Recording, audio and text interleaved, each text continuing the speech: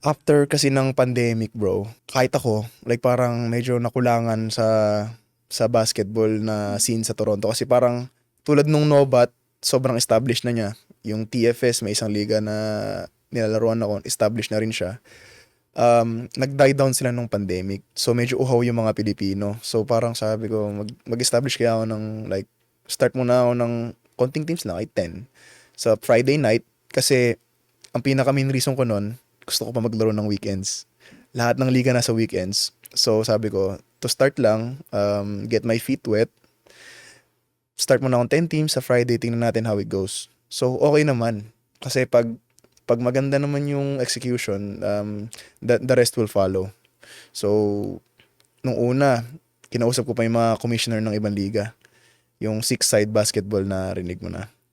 Kinausap ko si Kuya Jason, sabi ko, Kuya, ano ba yung mga tips na pwede mong ibigay sa akin kung ba, para ma-start ko tong liga? So, may mga tinuro siya sa akin. Tapos, nag-committee ako sa kanya para ma-experience ko first hand yung mga sinasabi niya. Tapos, in-apply ko yung mga natutunan ko. Para sa mga di nakakaalam, yung liga niya is yung Friday Night Basketball Leagues. Mm. Isa sa mga pinaka, I would say, premier na Filipino leagues natin ngayon dito, bro.